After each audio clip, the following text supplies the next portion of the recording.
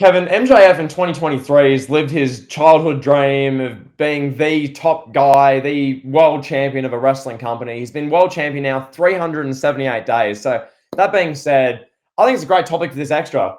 MJF is top guy, 2023, but just generally has been a success, a fail. How do you grade it? It's not if we're going on a grade scale, it's not an A or it's not an F. It's not an overwhelming success or an overwhelming failure.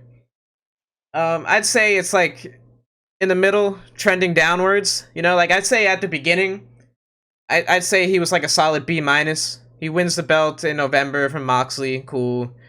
Then the big match with Bryan Danielson, it was trending upwards. It was looking great. Right there, he's probably at like a B. It's like, okay, this guy is the best AEW champion since who? Punk, maybe, since Jericho, whoever you want to throw out there. Maybe he's the best AEW champion yet. He's in his prime. He's the now, the future. Pretty good for a company. It looked like, okay, AEW is going to go to tremendous heights now with MJF. And then his run hit a wall when they did the Four Pillars thing. And we talked about that. We called it out every week on this show. It was silly. It was nonsense. It was Darby Allin coming out being like, I'm not talked about enough. I'm good. Sammy Guevara coming out. I'm the job guy in my faction. I'm good. And then Jungle Boy. I'm good. Phil Brooks doesn't like me backstage. I don't care. And then MJF's like, I'll fight all of you. I'm MJF. And that was it, And then it went down. It hit a wall. Went down. Came back up with the Adam Cole stuff, right? Where we're like, okay, Adam Cole. They're doing this like Kevin Owens, Chris Jericho like Festival of Friendship thing, similar story. Good stuff, selling merchandise. But we knew like the jig is up on this. Like we know that they don't really like each other. That MJF's gonna turn or Adam Cole's gonna turn. Like we know it. We just want to get to it, Then Adam Cole gets hurt, and now there's some rumors out there that he's not hurt and he's gonna be the devil. I don't know. It's just we've hit a wall, or we've hit a point now where MJF's spiraling really badly. He's unraveling. He's on Twitter, voicing frustrations. He's saying things like, we've lost the feeling, and then people are like, with like 10 followers are quote tweeting that, saying, well, you made us lose the feeling. And then you got Sammy Guevara liking that, and Jungle Boy, and Britt Baker. Britt Baker's unhappy. She has not getting any TV time. She's looking at it like, I could do better stuff than some of the segments MJF's doing. And then we hit a real low point with the anti-Semitic angle, right? First of all, like we said, if they had done the anti-Semitic thing right before Full Gear, the Wednesday before, that's a cliffhanger that you go into a pay-per-view like, oh my god, what is going to happen? MJF just said he's going to fucking kill Jay White on live TV. What's going to happen? Instead, they blow that off 5 weeks beforehand. 2 days, 3 days after what happened in that war that we're not going to talk about. And it's like, then we get to the match, and it's like, oh, Jay White versus MJF. MJF has a bad leg, pal. Adam Cole's here with crutches. So I don't want to say, like, I think now we're at a C minus. I think is where we're at overall. I've had a great MJF's run. He's decreased his value tremendously. He had a ton of value. 2022, early 2023, he could have got multi-million dollar checks from Nick Khan, Triple H. Now, he can still get that money, yeah.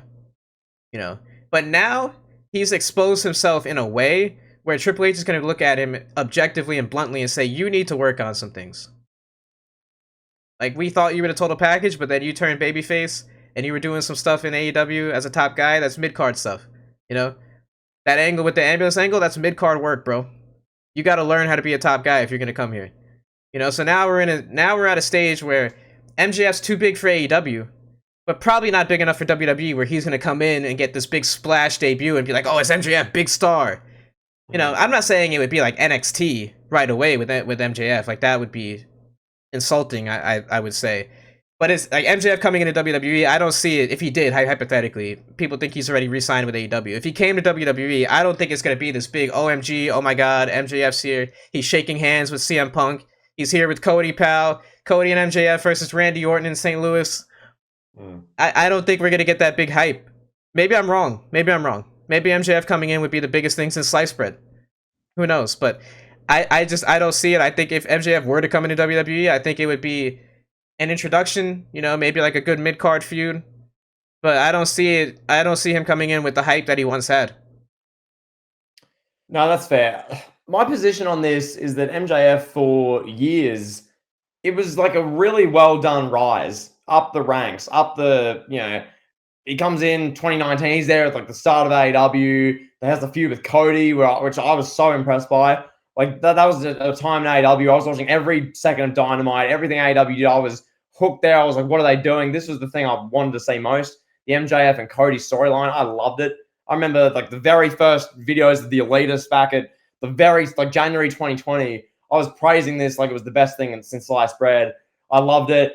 MJF, he ascends. The CM Punk feud was incredible. AEW's greatest feud, I believe, in my opinion. Just awesome. That did so much for MJF. CM Punk was great in it. It was an amazing story. So really, MJF, he's rising. He wins the AEW World Championship. He did the Bryan Danielson thing. It felt like it was just going to keep going up, which would lead to him coming into WWE, hopefully in a year or two, and as the big star, like you're saying.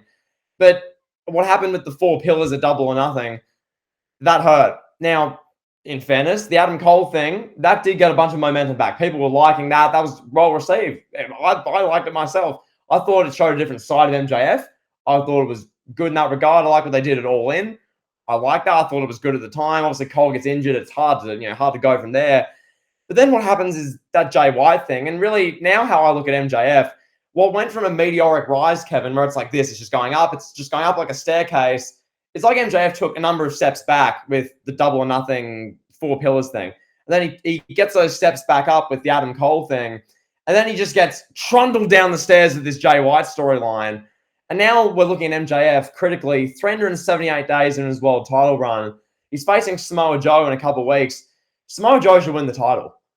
Like, there's no reason why MJF just needs to hold this belt. It's not like this Roman Reigns thing where they're trying to have Roman hold it for 7 years and break every record ever. There's no reason MJF needs to be world champion still. We've sort of now seen the cracks, which, like you say, this is what Paul Levesque will sit down with Max in a meeting, and Paul Levesque will go, as you've just brilliantly said, X, Y, and Z.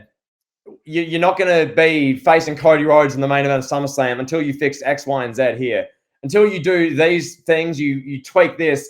We're not going to have you against Roman Reigns in the main event of SummerSlam. We're not going to do that yet. You need to fix these things. And so MJF's shown that. He's shown those flaws. So has it been a success or a failure? I mean, it's been very revealing. It's really showed him and his full skill set. Almost feels like prior to this year, Kevin, we didn't really see his full skill set, as the babyface, as the full entertainment guy, as doing the skit funny segments. Like, we didn't see that stuff. Prior to this year, he was just the sort of heel version of himself, which worked really well. I think they need to go back to the drawing board with Max in a way, because going forward, the direction from here now, I mean, not that it's a slippery slope, but between the social media stuff, things he's saying, how it's being received online, they need to go back to the drawing board. That's my take. I agree. No, I agree. I mean, we did see some funny stuff like the casino segments with him and Jericho. Yeah. The what was it? The presidential run, that speech, that was fun and funny. But now he's doing like generic babyface promos and like getting the crowd to say I'm better than you and you know it. His shtick doesn't work as a babyface. It's not working. Like he's kind of like Randy Orton in a way. Where Randy Orton, no, come on, and MJF's like, I'm better than you. Here, crowd, say you know it. I don't know. It's just It doesn't fit in AEW. It doesn't fit in today's wrestling climate. It wouldn't fit in WWE either. I don't think. It just doesn't come off as genuine because his whole gimmick is like, I'm an asshole. I'm a douchebag. I'm gonna say what no one else will say. I'm gonna make kids cry at autograph signings. I'm gonna throw tequila in kids' eyes at pay-per-views.